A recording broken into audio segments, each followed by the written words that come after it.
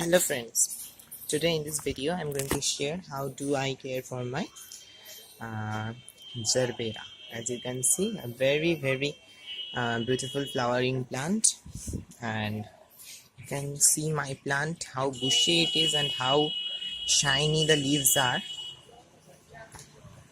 So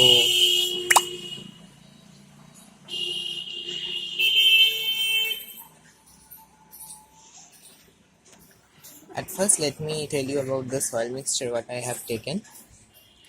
Gerbera needs a very well drained soil, but make sure to that the soil should retain moisture. Otherwise, your plant will wilt often. These plants needs moisture in its soil, but at the same time, it requires a very well drained soil. So what I have done is I have taken 30% garden soil, 20% of river sand, 10% of 20% of cocoa peat, and rest 30% of organic compost. I have taken this much, and I as comparatively 30% I have added the organic compost, that is leaf compost, cow dung compost, vermicompost, mixture of three I have added. You can add any one of them or any two of them as per your wish. So this plant we have to apply uh, what to say liquid organic fertilizers time to time at regular intervals, that is every month or every 15 days. In winter, this is a flowering plant in winter, but the plant is perennial, means the plant remains for generation after generation. So, and this is about the soil mixture, and as I already told you, to maintain moisture in the soil. As you can see, it should be moist, but at the same time it should be well drained, like this. I'm showing you the soil mix. See, this is the wet soil, but still how much well drained it is,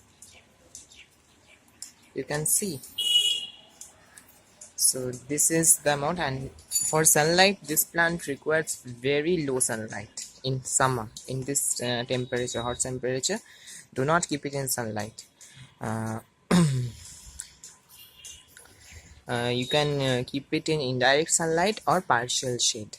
That will be enough for this plant. And I have another plant over here which I have reported just a month back,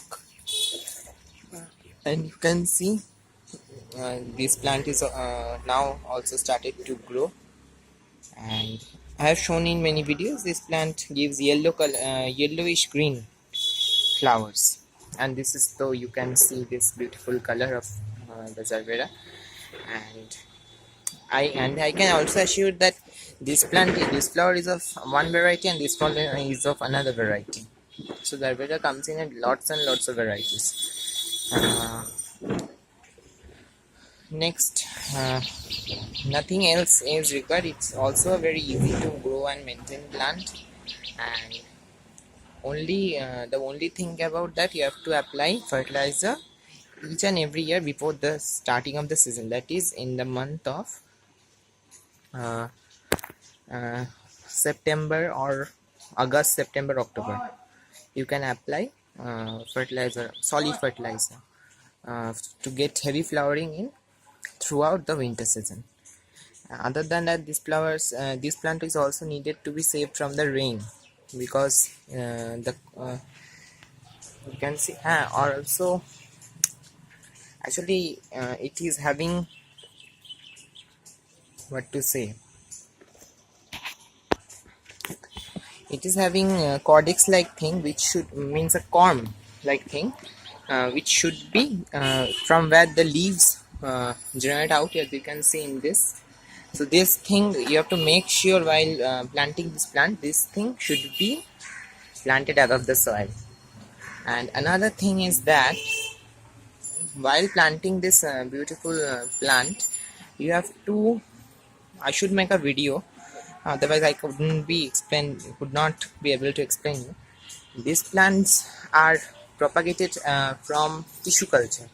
So at the base of this corms or cortex, whatever you say, uh, there is a very small type of pot-like structure made of plastic that should be removed to get such bushy plant. As you can see, very bushy plant, and a very good flower also. You can see the color of the flower, and no chemical fertilizer is needed, nothing is needed, very easy to grow plant, and only is needed to be saved from the rainwater, as in excess water the plant, the cortex or the roots may get